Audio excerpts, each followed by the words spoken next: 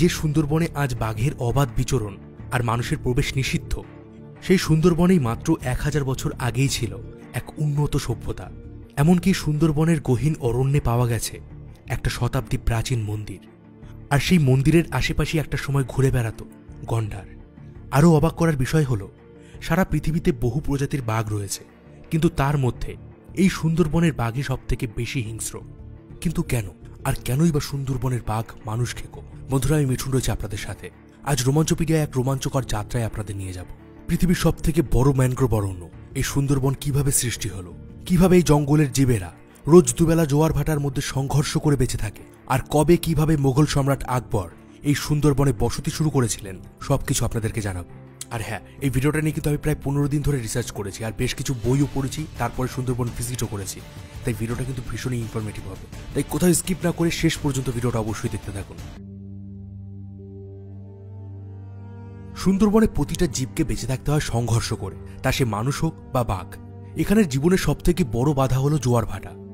দিনে দুবার জোয়ার আর ভাটায় জলের স্তর কখনো বেড়ে যায় 15 থেকে 16 ফুট। ওই যে দূরে গাছগুলো আপনারা দেখতে পাচ্ছেন, ওখানে গাছের নিচের দিকে দেখুন কাদা শুকিয়ে সাদা হয়ে গেছে। ঠিক অতটা পরিমাণ জোয়ারের সময় জল উঠে যায়, আর ভাটার সময় কিন্তু জল একদমই নেমে যায়। এছাড়া আজ যে সময় জোয়ার হবে, পরের দিন তার 52 মিনিট পর জোয়ার হয়। তাই সুন্দরবনে যারা মাছ ধরতে যান বা মধু আনতে যান, তাদের ঘড়ি ধরে যেতে হয়, কারণ জঙ্গলের ভেতরে যে সরু খালগুলো রয়েছে তাতে ভাটার সময় একেবারেই জল থাকে না। তাই জোয়ার শুরুর সাথে সাথে তাদেরকে নৌকা নিয়ে যেতে হয় বনের ভেতরে, আবার ভাটা শুরু হওয়ার সাথে সাথেই তাদেরকে ফিরে আসতে হয়। তবে আশ্চর্যের বিষয় কি জানেন? সুন্দরবনের বন্য প্রাণীরা কিন্তু ঘড়ি দেখে না। প্রকৃতির এক অনবদ্য আশীর্বাদ আছে এই বন্য প্রাণীদের উপর। তারা জোয়ার ভাটার সময় আগে থেকে অনুমান করতে পারে, আর জোয়ারের সময় জলের স্তর যখন বেড়ে যায়, তখন এরা সবাই বনের আরো গভীরে চলে যায় কোনো উঁচু জায়গার খোঁজে। আর যখন ভাটা আসে, তখন তারা নদীর চরে চলে আসে খাবারের খোঁজে। তাই সুন্দরবনে ঘুরতে গিয়ে যদি বাঘ বা হরিণ দেখার চান্স থাকে, তবে সেটা ভাটার সময় বেশি থাকে। 26,000 বর্গ কিলোমিটার এই সুন্দরবনের মাত্র 1/3 আছে ভারতের কাছে, আর বাকি 2/3 আছে বাংলাদেশের দখলে। ভারতের সুন্দরবনের যে অংশ আছে তার আয়তন প্রায় 9,630 বর্গ কিলোমিটার। তবে এর মধ্যে যে সবটাই জঙ্গল তা কিন্তু নয়। এখানে মানুষের বসতি আর বন্যপ্রাণীদের থাকার জন্য বনের জায়গা ভাগ করা আছে। সেগুলোর ডিটেলস আমি ভিডিওতে আগে জানাবো। আর মাঝে মধ্যেই অনেকেই এটা নিয়ে ডিবেট করেন যে কোন দেশের সুন্দরবন বেশি আকর্ষণীয়, সেটাও আমি ভিডিওতে এক্সপ্লেন করে দেব। এই সুন্দরবনের প্রতিটা প্রাণী দারুণ সাঁতারু, কারণ বেঁচে থাকার জন্য খাবারের খোঁজে হরিণ হোক বা বানর, সবাইকেই এক দ্বীপ থেকে আরেক দ্বীপে যেতে হয়। আর সুন্দরবনের সব থেকে ভালো সাঁতারু হলো সুন্দরবনের বাঘ।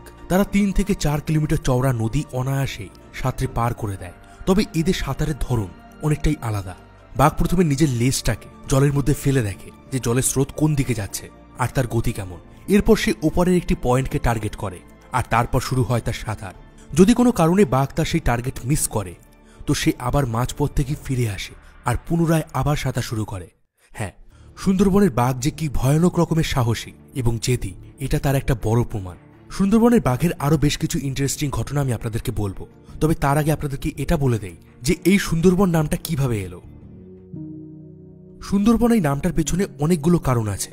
সমুদ্রের পাশে এই বন হওয়ায় এটাকে একসময় সমুদ্র বন বলা হতো। অনেকে বলে থাকেন এই সমুদ্র বনটাই অপভ্রংশ হয়ে সুন্দরবন নামটা এসেছে। তবে সবথেকে বেশি প্রচলিত আরেকটা কারণ হলো এই বিশাল জঙ্গলে সুন্দরী গাছ পাওয়া যায়, আর সেই গাছের নাম থেকেই বনের নাম হয়েছে সুন্দরবন। এবার আমার মনে একটা প্রশ্ন এসেছিল যে হঠাৎ করে এই গাছটার নাম কেন সুন্দরী হলো? দেখতে তো গাছটা অতটা সুন্দর নয়।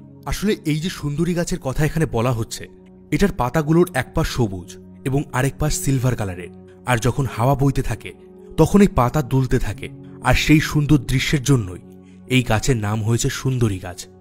তবে শুধু কিন্তু পাতা নয়, এই গাছের কাঠও কিন্তু ভীষণই ভালো। যখন এই সুন্দরী কাঠ চেরাই করা হয়, তখন এর ন্যাচারাল কালার পালিশের রঙকেও হার মানিয়ে দেয়। তাই এই কাঠ ভীষণই মূল্যবান। এই তো গেল সৌন্দর্যের কথা। প্রাকৃতিক দিক থেকেও দেখতে গেলে এর কিন্তু ভীষণই গুরুত্ব আছে। আর একটা পরীক্ষায় দেখা গেছে, আমরা সাধারণত যে গাছগুলো আশেপাশে দেখতে পাই তার থেকে বেশি পরিমাণ কার্বন ডাইঅক্সাইড গ্রহণ করে এই সুন্দরী গাছ। তাই দেখতে সাদামাটা হলেও এই সুন্দরী গাছ কিন্তু আসলেই সুন্দর।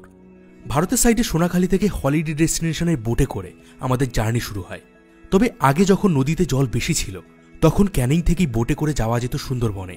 এখানে আমাদের রুট ম্যাপটা আপনাদের একটু বুঝিয়ে দেয়। প্রথম দিন সোনাখালী থেকে বোটে করে আমরা যাব গোসাবা বাজার। সেখানে হ্যামিল্টন বাংলো আর বেকন বাংলো আমরা ঘুরব, আর সেখান থেকে আবার বোটে করে যাব পাখিরালয়। এবার এই যে সুন্দরবনকে বলা হয় পৃথিবীর সব থেকে বড় ম্যানগ্রোভ অরণ্য, তার কারণ কি? পৃথিবীতে তো হাজারো নদী আছে, তাহলে কেন গঙ্গার মোহনাতেই এই বিশাল সুন্দরবনের সৃষ্টি হলো? চলুন এবার সেটা আপনাদেরকে বলি। সুন্দরবন সৃষ্টি নিয়ে দুটো কারণ আছে, একটা হলো সায়েন্টিফিক, আর একটা কারণের পেছনে লুকিয়ে আছে হিন্দু মাইথোলজি, আর আমি দুটোই আপনাদেরকে বলবো। আজ থেকে 7 কোটি বছর আগে হিমালয় পর্বতমালা সৃষ্টির কাজ শুরু হয়েছিল, আর হিমালয় গঠিত হওয়ার পর এখানে বেশ কয়েকটা নদীও সৃষ্টি হয়, গঙ্গা, ব্রহ্মপুত্র, মেঘনা, যমুনা, পদ্মা, এমন বহু নদী। আর সৃষ্টি হওয়ার পর থেকেই এই নদীগুলো হিমালয়ের বুক চিরে তীব্র গতিতে বইতে শুরু করে, সাথে হিমালয়ে পলিমাটি নিয়ে আসতে শুরু করে মোহনার দিকে। কিন্তু এই নদীগুলো যতই মোহনার দিকে এগোতে থাকে ততই এর ঢাল কমতে শুরু করে। আর এখানে আপনাদেরকে বলে দেই, এই নদীগুলোর ঢাল সুন্দরবনের এলাকায় 12 সেন্টিমিটারেরও কম। তাই যখনই ঢাল কমে যায় নদীর গতিও কমে যায়। আর যে পলিমাটি এবং নুড়িকাকড় তারা হাজার হাজার কিলোমিটার ধরে বয়ে নিয়ে আসছিল, তা জমা হতে শুরু করে এই মোহনার ধারে। আর এভাবেই লক্ষ লক্ষ বছর ধরে পলি জমে গড়ে ওঠে একের পর এক দ্বীপ। আর সেই দ্বীপে জন্ম নেয় এক বিশেষ প্রজাতির গাছ, যে গাছ পৃথিবীর বেশিরভাগ নদীর মোহনাতেই দেখা যায়। আর তৈরি হয় এই বিশাল সুন্দরবনের। সোনাখালী থেকে প্রায় 2 ঘন্টা বোটে জার্নি করে আমরা পৌঁছাই গোসাবায়। এই যে গোসাবাকে আপনারা দেখছেন, এখানে কিন্তু 200 বছর আগেও ছিল ঘন জঙ্গল, আর বাঘের ভয় এদিকে বেশি একটা লোকজন থাকতো না। কিন্তু ধীরে ধীরে সময়ের সাথে এখানে বসতি তৈরি হয়। ভারতবর্ষে অনেক ব্রিটিশ এসেছিলেন, কেউ কেউ ভারতীয়দের উপর অনেক অত্যাচার করেছিলেন, আবার কেউ কেউ ভারতীয়দের উপকারের জন্য অনেক কাজ করেছিলেন। আজ তেমনই একজন ব্রিটিশের ব্যাপারে বলবো, যিনি ভারতীয়দের উপকারের জন্য অনেক কিছু করেছিলেন। আমার পিছনে আপনি যে বাংলো বাড়িটা দেখতে পাচ্ছেন, এটা হলো একজন ব্রিটিশ অফিসারের। তার নাম ছিল স্যার ড্যানিয়েল হ্যামিল্টন, যিনি সুন্দরবনে এসে এই যে গোসাবা বাজার রয়েছে, এখানে প্রায় 9000 একর জমি কিনেছিলেন। আর সেই জমি কিন্তু তিনি নিজের জন্য কেনেননি, তিনি এই সুন্দরবনে যে সমস্ত মানুষরা ছিলেন তাদের ব্যবসার জন্য তিনি এই জমিটা কিনেছিলেন। আর সেই সময় তিনি 500 টাকা অনুদান দিয়েছিলেন এই সমস্ত ব্যবসায়ীদেরকে। 1932 সালে কবিগুরু রবীন্দ্রনাথ ঠাকুর যখন হ্যামিল্টনের আমন্ত্রণে গোসাবা এসেছিলেন, তখন এই বেকন বাংলোতে তার থাকার ব্যবস্থা করে দিয়েছিলেন স্যার হ্যামিল্টন। আর ঠিক এই কারণে এই বেকন বাংলো সুন্দরবনের এক অন্যতম টুরিস্ট স্পট। গোসাবা থেকে পাখিরালয়ের দিকে যাওয়ার সময় নজরে পড়ে পৃথিবীর সব থেকে দ্রুততম পাখি পেরিগ্রিন ফ্যালকন, যা ঘন্টায় প্রায় 300 কিলোমিটার গতিতে উড়তে পারে। এখানে আরও একটা জিনিস আপনারা লক্ষ্য করবেন যে জঙ্গলের বাইরের দিকে কিছু নাইলনের নেট দিয়ে ঘেরাও করা আছে। এটা মূলত বাঘের জন্য, যাতে তারা জঙ্গল থেকে বেরিয়ে নদী সাঁতরে ওপারের লোকালয়ে যেতে না পারে। এবার একটা বাঘকে কি সামান্য নাইলনের নেট দিয়ে আটকানো যায়?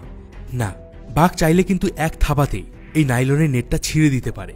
কিন্তু এটা বাঘের জন্য একটা সাইকোলজিক্যাল ব্যারিয়ারের মতো কাজ করে। তারা ভাবে যে এই নেটের কাছে গেলে তারা কোনো ফাঁদের মধ্যে আটকে পড়ে যাবে বা তাদের কোনো ক্ষতি হবে। তবে কিছু বাঘ কিন্তু মাঝে মধ্যেই এই নাইলনের জাল ছিঁড়ে ওপারের লোকালয়ে চলে যায়। সে সময় সেই বাঘটাকে ট্রাঙ্কুলাইজার দিয়ে বেহুশ করে কালো চাদরে ঢাকা খাঁচায় করে দূরে একটা দ্বীপে নিয়ে গিয়ে ছেড়ে দেওয়া হয়। আর সেই দ্বীপটার খুব কাছে আমি গিয়েছিলাম, যেখানে সব থেকে বেশি পরিমাণে মানুষকে খুব বাঘ আছে। সেটা আমি আপনাদেরকে ভিডিওতে দেখাবো।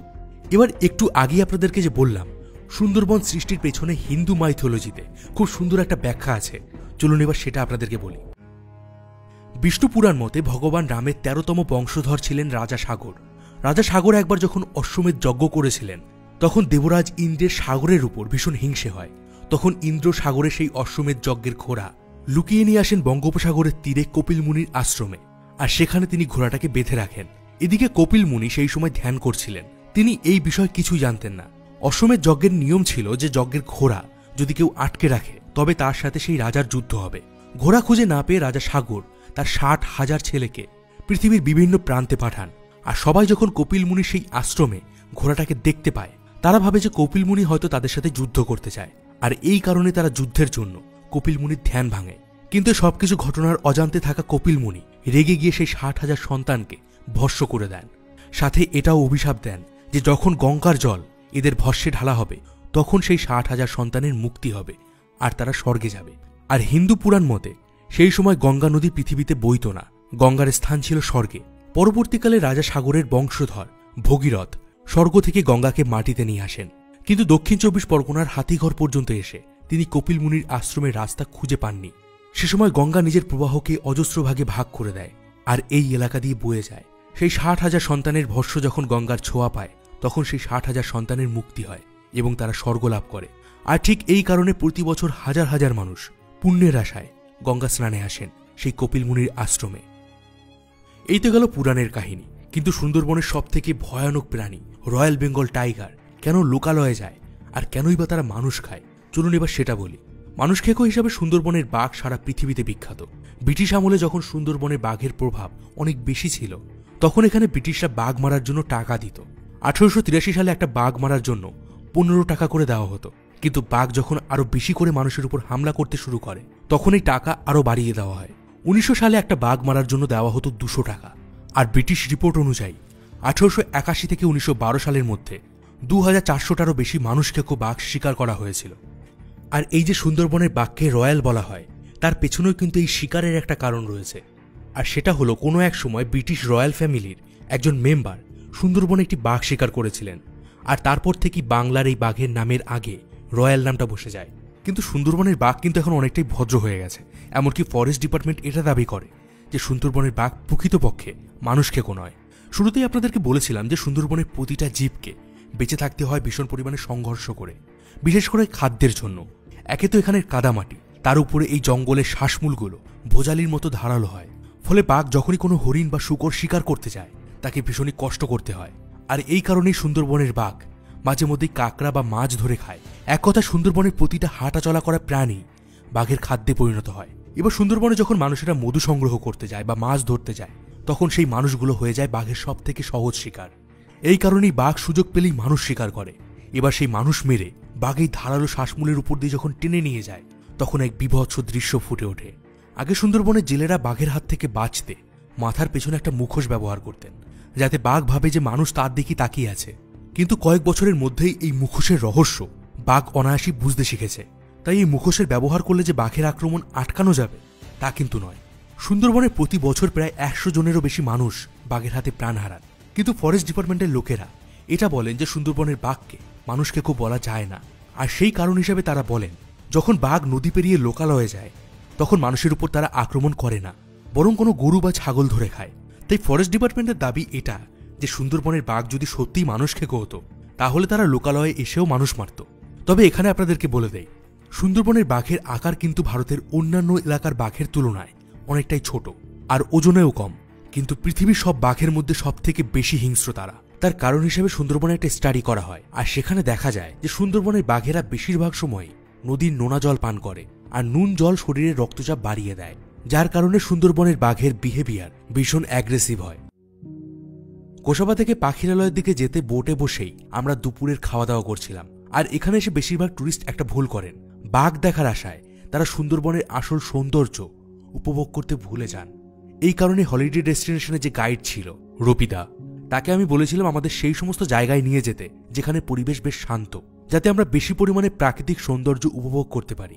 সুন্দরবনে বোটে করে ঘোরার সময় আপনি মাঝে মধ্যেই গাছে কিছু কাপড় বাঁধা দেখতে পাবেন। আমি আমাদের গাইড রবিদাকে জিজ্ঞাসা করে জানতে পারি, যখন জঙ্গলের ভিতরে কেউ মধু আনতে যায় বা মাছ ধরতে যায় তখন তারা বনের পুজো করে জঙ্গলে প্রবেশ করে, আর জঙ্গলের বাইরের দিকে এইরকম কিছু কাপড় বেঁধে দেন। কিন্তু জঙ্গলের ভেতরে যদি কোথাও কখনো মানুষ বাঘের আক্রমণে মারা যায় বা বাঘের আক্রমণের শিকার হন, তখন জঙ্গলের বাইরে সেই জায়গা বরাবর ওই দলে থাকা বাকিরা একটা লাল কাপড় বেঁধে দেন, এখানে আসা অন্যান্য মাঝি এবং মৌলিদেরকে সতর্ক করার জন্য। চলুন এবার আপনাদেরকে বলি যে সুন্দরবনের বাঘ কেন জঙ্গল ছেড়ে লোকালয়ে যায়। জঙ্গলে থাকা বেশিরভাগ শিকারী প্রাণীদের নিজস্ব করে একটা এলাকা থাকে, তেমনি সুন্দরবনে থাকা প্রত্যেকটা রয়্যাল বেঙ্গল টাইগারের একটা নিজস্ব এলাকা আছে। তারা এই এলাকা ঠিক রাখার জন্য তাদের শরীর থেকে এক ধরনের ফেরামিন নিঃসরণ করে, আর সেই ঘ্রাণ দিয়ে তারা নিজেদের এলাকা ঠিক করে। আবার কখনো গাছের গুড়িতে নখ দিয়ে আঁচড়ে রাখে। এবার যখন জোয়ার বা ভাটা হয় তখন জলের স্তর অনেক বেড়ে যায়, তাই অনেক সময় এমন হয় যে ওই ফেরামিন যেটা বাঘ গাছের উপর ছড়িয়ে রেখেছিল সেটা জোয়ারের জলে ধুয়ে যায়, আর তখন বাঘ তার এলাকা নির্ধারণ করতে পারে না। আর অনেক সময় এই কারণেই তারা ভুল করে লোকালয়ে চলে যায়। এখানে বাঘের আরও একটা বিহেভিয়ার আপনাদেরকে বলি, তারা যখন কোনো গাছে নখ দিয়ে আঁচড় দেয় তখন চেষ্টা করে যতটা সম্ভব উপরের দিকে আঁচড় দেওয়ার। আর ওই এলাকায় যদি ওই বাঘের থেকেও অন্য কোনো শক্তিশালী বাঘ আসে তাহলে সে আগের আঁচড়ের আরও উপরে আঁচড় দেয়। আর এটা যখন আগের বাঘটা দেখতে পায় তখন সে বুঝতে পারে যে ওই এলাকায় তার থেকেও একটা শক্তিশালী বাঘ এসেছে, আর সে তখন ওই নতুন বাঘের সাথে যুদ্ধ এড়াতে ওই এলাকা থেকে চলে যায়। প্রথম দিন টানা 6 থেকে 7 ঘন্টা জার্নি করে আমরা আসি পাখিরালয়ে। এখানে রাতে ঝুমুর নাচ দেখতে দেখতে পুরো সন্ধ্যাটা দারুণ এনজয় করি। নাচ শেষ হয় প্রায় রাত 10টার দিকে। তখন আমার একটু কৌতূহল হয় এই যারা নাচ গান করছিলেন এদের সাথে কথা বলার। তখন কথা বলে জানতে পারি এরা সুন্দরবনের আরো দূরের দ্বীপ থেকে এসেছেন, আর এখান থেকে এই রাতে আরো প্রায় 2 ঘন্টা নৌকা করে বাড়ি ফিরবেন। আর এত দূর থেকে এসে তাদের প্রাপ্যও কিন্তু খুব বেশি হয় না। সুন্দরবনের জীবন এমনই কঠোর। কলকাতা শহরের মতো এখানে জীবিকার কোনো বেশি পথ নেই। পরদিন সকালে আবার আমরা বেরিয়ে পড়ি বোটে করে। সুন্দরবনের আর একটা সব থেকে কমন ট্যুরিস্ট স্পট হলো সজনেখালি ওয়াইল্ড লাইফ স্যাংচুরি। বাঘ, হরিণ, বুনো শূকর, গোসাপ, কুমির, কচ্ছপ, নানা ধরনের পাখি, এই সব মিলিয়ে সুন্দরবনে প্রায় 453টারও বেশি বন্যপ্রাণীর বাসস্থান আছে। এবারে সুন্দরবন সম্বন্ধে একটি ইনফরমেশন আপনাদের এমন দেব যেটা শুনলে আপনি লিটারেলি হতবাক হয়ে যাবেন। এই সুন্দরবনে একটা সময় গন্ডার পাওয়া যেত, আর ধারণা করা হয় যে প্রাচীনকালে সুন্দরবনের এই জঙ্গলের সাথে উত্তরবঙ্গের জঙ্গলের কানেকশন ছিল। কিন্তু ধীরে ধীরে যত মানুষের বসতি বেড়েছে কাটা পড়েছে সেই জঙ্গল, আর আজ মাত্র 26,000 বর্গ কিলোমিটারের মধ্যে সীমিত হয়ে পড়েছে এই সুন্দরবনের জঙ্গল। সজনেখালি থেকে আমরা বোটে করে যাত্রা শুরু করি নেতিধোপানির দিকে। এখানে নদীর দুপাশে গোলপাতার ঘন জঙ্গল মনের মধ্যে কেমন একটা শিহরণ জাগায়। হয়তো এই সবুজ হলদে রঙের ঝোপের পেছন থেকেই কোনো বাঘ আমাদের দিকে তাকিয়ে আছে, কিন্তু তাকে আমরা দেখতে পাচ্ছি না। এখানে একটা জিনিস আপনারা লক্ষ্য করবেন যে সুন্দরবনের গাছগুলোর আকার বাংলাদেশের সুন্দরবনের তুলনায় অনেকটাই কম। আর এটা নিয়ে একটু রিসার্চ করে জানতে পারি যে ভারতের হুগলি নদীতে জলের পরিমাণ তুলনামূলকভাবে কমে গেছে, যার কারণে জলের নোনাভাব অনেকটাই বেড়ে গেছে। এই কারণে ভারতের দিকের ম্যানগ্রোভ অরণ্যের গাছের আকার অনেকটাই ছোট হয়ে গেছে। এমনকি নোনা জলের কারণে সুন্দরবনের সুন্দরী গাছের পরিমাণও কমে গেছে। অন্যদিকে বাংলাদেশের নদীগুলোতে মিষ্টি জলের পরিমাণ একটু বেশি হওয়ায় ওখানে সুন্দরী গাছের সংখ্যা অনেকটাই বেশি। তাই শুরুতেই আপনাদেরকে যে প্রশ্নটা বলেছিলাম যে ডিবেট হয় এটা নিয়ে যে কোন দেশের সুন্দরবন বেশি সুন্দর, তো নিঃসন্দেহেই বলা যায় যে বাংলাদেশের সুন্দরবন আরও বেশি সুন্দর। 1582 সালে মুঘল সম্রাট আকবর টোডরমলকে পাঠান বাংলায়। মেদিনীপুর সহ এই সুন্দরবন এলাকায় জঙ্গল সাফ করে বসতি তৈরির জন্য, যাতে এই এলাকা থেকে মোগলদের কাছে একটা বড়সড় খাজনা যেতে পারে। পরে শাহজাহানের ছেলে শাহ সুজা এই সুন্দরবন এলাকায় এসে সুন্দরবনকে অনেকগুলো পরগনায় বা ডিভিশনে ভাগ করে দেন। আর সেই সময় 24টা পরগনা জুড়ে সৃষ্টি হয়েছিল 24 পরগনা, যা এখন উত্তর এবং দক্ষিণ 24 পরগনা নামে বিভক্ত হয়ে গেছে। সেই মোগল আমল থেকে সুন্দরবনে মধু, কাঠ, মাছ, নুন এসবের ব্যবসা চলে আসছে। মোগলদের পর ব্রিটিশরাও সুন্দরবনের উন্নতির দিকে জোর দেয়। সে সময় বছরের 2 আনায় 1 বিঘা করে জমিতে চাষের জন্য খাজনা দিতে হতো। তবে মোগলরা আসার আগে যে এই এলাকায় মানুষ থাকতো না তা কিন্তু নয়।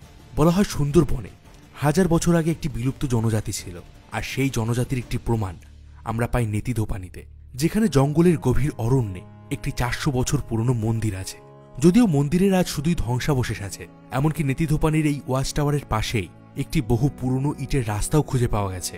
এবার প্রশ্ন ওঠে, এখানে যদি সত্যি কোনো বসতি না থাকতো তাহলে এই মন্দির কারা বানালো, আর ওই রাস্তা দিয়ে কারা যাওয়া আসা করত?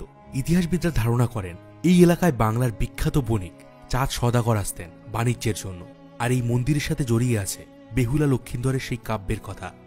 এখানে সুন্দরবনের ট্যুরিস্টদের জন্য কিছু ওয়াচ টাওয়ার বানানো হয়েছে, যা দিয়ে বন্যপ্রাণীদের দেখা যায়। আর সুন্দরবনের নদীর নোনা জল যেভাবে ধীরে ধীরে বাড়ছে সেটা এখানের বন্যপ্রাণীদের বহু ক্ষতি করছে, আর সেটা আটকানোর জন্য জায়গায় জায়গায় বানানো হয়েছে মিষ্টি জলের পুকুর। নেতিধোপানি থেকে ফেরার সময় আমার চোখে পড়ে সুন্দরবনের আরও একটা অদ্ভুত জীবের। এটা হলো ফিডলার ক্র্যাব। অনেকে এটাকে সমুদ্রের বিচের লাল কাঁকড়ার সাথে তুলনা করতে পারেন, কিন্তু তার থেকে এটা কিন্তু একটু আলাদা। এই কাঁকড়া আকারে বেশ ছোট, আর এদের একটা দাঁড় অনেক বড় হয়। সব থেকে মজার বিষয় হলো এরা মাটিতে গর্ত করে থাকে।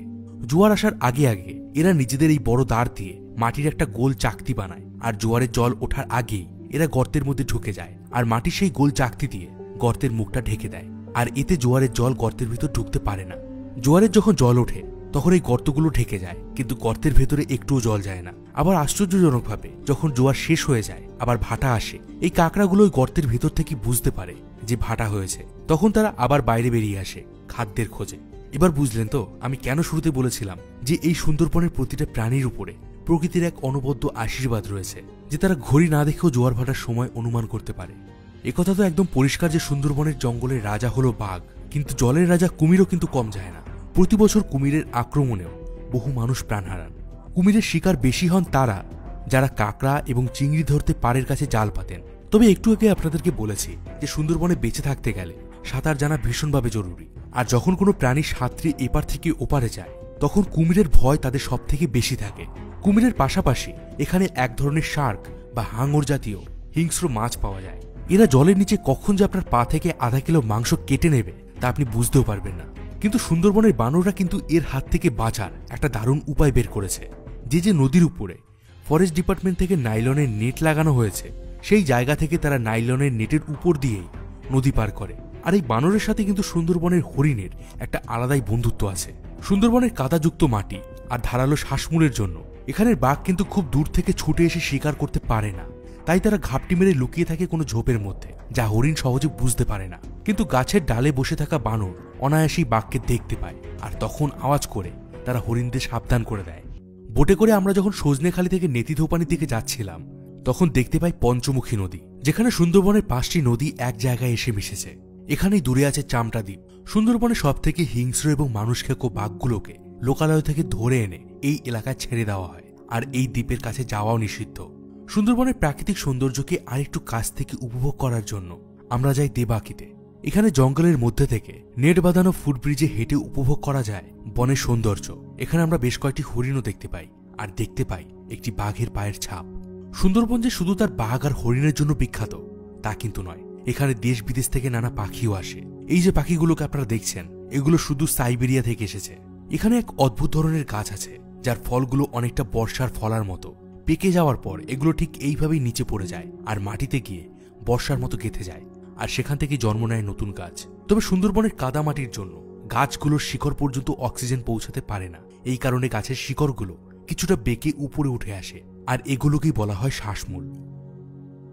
সুন্দরবনের মধু বিশ্ববিখ্যাত। এবার আপনি ভাবতে পারেন যে মধু অন্যান্য জঙ্গলেও তো পাওয়া যায়, তাহলে সুন্দরবনের মধুই কেন বিখ্যাত? সুন্দরবনের মধু বিখ্যাত হওয়ার কারণ হল সুন্দরবনে পাওয়া যায় খালসি এবং সিঙ্গুর গাছ, আর এই গাছের মধুর টেস্ট সব থেকে ভালো হয়। মার্চ এপ্রিল মাস থেকে শুরু হয় সুন্দরবনে মধু আহরণ, আর মধু যারা আনতে যান তাদেরকে বলা হয় মৌলি।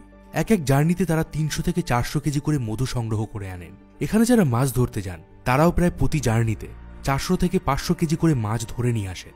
আগে যখন বরফের সাপ্লাই ছিল না, তখন এই জেলেরা দিনের দিনই মাছ ধরে ফিরে আসতেন, কিন্তু এখন জেলেরা 7 থেকে 8 দিনের লম্বা সময় ধরে দূরের এলাকায় মাছ ধরতে যান। অনেক সময় এই মৌলি আর জেলেরা নিষিদ্ধ এলাকায় প্রবেশ করেন আরও ভালো মাছ বা মধুর আশায়। তখন ফরেস্ট ডিপার্টমেন্ট থেকে তাদের নৌকাগুলোকে বাজেয়াপ্ত করে নেওয়া হয়। এই পুরো দিনটা বোটে চড়ে যাত্রা করা, মাঝে মাঝে চা টিফিন খেতে খেতে গাইডের মুখে শুনছিলাম সুন্দরবনের সব রোমহর্ষক গল্প। আর সত্যি বলতে এটা একটা অনবদ্য অভিজ্ঞতা ছিল। সুন্দরবনের মোট 102টা দ্বীপ আছে, যার মধ্যে 54টা দ্বীপে মানুষ বসবাস করে, আর বাকি দ্বীপগুলো সুন্দরবনের কোর এরিয়ার মধ্যে পড়ে, যেখানে শুধুই বন্য প্রাণীদের বাসস্থান। 1973 সালে চোরা শিকারীদের হাত থেকে বাঘ বাঁচাতে প্রজেক্ট টাইগার শুরু হয় এবং সুন্দরবনকে টাইগার রিজার্ভ ঘোষণা করা হয়। সুন্দরবনের এত জীববৈচিত্র্য দেখে 1987 সালে ইউনেস্কো এটিকে ওয়ার্ল্ড হেরিটেজ সাইট ঘোষণা করে। তবে এত কিছুর পরেও বাঘের সংখ্যা কিন্তু কোনোভাবেই বাড়ানো সম্ভব হয়নি, কারণ 2004 সালের সেন্সাস অনুযায়ী এখানে বাঘের সংখ্যা ছিল 274টি, কিন্তু 2018 সালের সার্ভে অনুযায়ী ভারতের সুন্দরবনে বর্তমানে 100টি বাঘ আছে। আর এই বাঘের সার্ভে করার জন্য জঙ্গলে ক্যামেরার ব্যবহার করা হয়। প্রতিটা মানুষের আঙুলের ছাপ যেমন আলাদা হয়, তেমনি বাঘের গায়ে থাকা ডোরা কাটা দাগ আলাদা আলাদা হয়, আর সেই দাগ থেকেই বাঘের শনাক্তকরণ হয়। 100টি বাঘ ছাড়াও এখানে আছে প্রায় 30,000 হরিণ, আছে কোবরা, গোখরোর মতো বেশ কিছু বিষাক্ত সাপ। সুন্দরবনের আরও একটি আশ্চর্য দিক হল এখানের হিন্দু মুসলিম উভয়ই এক দেবীর পুজো করে, যার নাম বনবিবি। মাছ ধরতে বা মধু আনতে যাওয়ার আগে হিন্দু হোক বা মুসলিম সবাই এই দেবীর পুজো করে তবেই জঙ্গলে প্রবেশ করেন। বনবিবি সুন্দরবনের এক লৌকিক দেবী, যিনি বাঘের আক্রমণ থেকে সুন্দরবনের মানুষদের রক্ষা করেন। আর তার সাথে দক্ষিণারায় যুদ্ধ হয়েছিল, যে কিনা বাঘের ছদ্মবেশে সুন্দরবনে মধু আনতে যাওয়া এক ছোট ছেলে দুঃখীর উপর আক্রমণ করেছিল, আর দুঃখীকে তখন দক্ষিণারায়ের হাত থেকে বাঁচিয়েছিলেন বনবিবি। সুন্দরবনের 3য় দিনের জার্নিতে একটা ছোট্ট ইঞ্জিন নৌকায় করে আমরা যাই জঙ্গলের ভেতরে। তবে এটা কিন্তু সেই বাঘের জঙ্গল নয়, এটা হলো পাখির জঙ্গল। বন্ধুরা, এই মুহূর্তে কিন্তু আমি সুন্দরবনের ভিতরে আছি, আর আপনারা দেখতে পাবেন এই যে শ্বাসমূলগুলো, এই শ্বাসমূলগুলো এখানে রয়েছে, এবং এগুলো কিন্তু এগুলোর উপর দিয়ে হাঁটা কিন্তু বেশ কি বলবো কষ্টসাধ্য বিষয়। আর আরো বেশ কিছু শ্বাসমূল রয়েছে, সেগুলো কিন্তু খুবই ধারালো হয়, ভোজালির মতো হয়। তো আমি এখন এই ভিতরের দিকে যাচ্ছি। এখানে জঙ্গলের একটি জায়গায় কাদামাটিতে হেঁটে এক আলাদা অনুভূতি পেলাম, আর অনেকটা মিশে গিয়েছিলাম এখানে জেলে মাঝিদের জীবনের সাথে। আপনারা যদি সুন্দরবনে একটু আলাদা ধরনের ট্যুর করতে চান তো কন্ট্যাক্ট করতে পারেন হলিডে ডেস্টিনেশনের সাথে। ওনাদের কন্ট্যাক্ট নাম্বার ডেসক্রিপশন বক্সে দেওয়া আছে। এই সুন্দরবন যে শুধুমাত্র বন্য প্রাণীদের রক্ষা করে তা কিন্তু নয়, বঙ্গোপসাগর থেকে বাংলার দিকে ধেয়ে আসা সাইক্লোনগুলো থেকেও কলকাতা শহরকে বাঁচায় এই সুন্দরবন। সাথে লক্ষ লক্ষ মানুষের জীবিকা অর্জন করে দেয় এই গহীন অরণ্য। তবে ক্রমাগত বিশ্ব উষ্ণায়নের কারণে যতই মেরুর বরফ গলছে ততই সুন্দরবনে জলের স্তর বাড়ছে। সাথে প্রতি বছর হওয়া তীব্র সাইক্লোনে সুন্দরবনের ব্যাপক ক্ষতি হচ্ছে। এছাড়া হুগলি নদীতে জলের পরিমাণ কমে যাওয়ায় নদীতে একের পর এক চর তৈরি হচ্ছে, বেড়ে যাচ্ছে জলে লবণের পরিমাণ। অন্যদিকে মাছ ধরতে গিয়ে যে জাল পাতা হয় সেই জালের কারণে পাড়ের মাটি ধুয়ে যাচ্ছে, ইঞ্জিন নৌকা বা ট্রলার থেকে জলে মিশে যাচ্ছে তেল। আর এই সব কারণে যতই দিন যাচ্ছে সুন্দরবনের বন্যজীবন বিপদের মুখে পড়ছে। অবশেষে শুরু হয় আমাদের ফেরার পালা। আর যদি বলেন সুন্দরবন আমার কেমন লাগলো, তো আমি বলবো সুন্দরবন বনের রাজা। সুন্দরবন এক রোমহর্ষক অনুভূতি, সুন্দরবন ভয় এবং ভক্তির সমন্বয়। বন্ধুরা, আমি মিঠুন ছিলাম আপনাদের সাথে। আমি যতটা পেরেছি সুন্দরবনকে আমার এই 25 মিনিটের ভিডিওর মধ্যে ডিসক্রাইব করেছি, কিন্তু সুন্দরবন এতটাই বিশাল এবং এতটাই সুন্দর যে তার সৌন্দর্য এই একটা ভিডিওতে শেষ করা সম্ভব নয়। ইচ্ছে আছে ভবিষ্যতে সুন্দরবনের আরও একটা ভিডিও করব। আর এই ভিডিওটা যদি আপনার ভালো লেগে থাকে আপনি আমাদের চ্যানেলকে সাপোর্ট করতে পারেন। এই ভিডিওর নিচে আপনি একটি স্টার বাটন দেখতে পাবেন। আপনি স্টার বাটনে ক্লিক করে আপনার ইচ্ছে মতো আপনি আমাদেরকে স্টার পাঠাতে পারেন, অথবা আপনি আমাদেরকে ইউপিআই এর মাধ্যমে ডোনেট করতে পারেন। এতে আমি ইন্সপায়ার হব আপনাদের জন্য এমনই আরও কিছু অসাধারণ ভিডিও তুলে আনার জন্য। আর হ্যাঁ, ভিডিওটি যদি ভালো লেগে থাকে তাহলে অবশ্যই লাইক করে দিন, বন্ধুদের সঙ্গে শেয়ার করে দিন। আর জীবনে অন্তত একবার সুন্দরবনে ঘুরে আসুন, কথা দিচ্ছি ভালো লাগবে।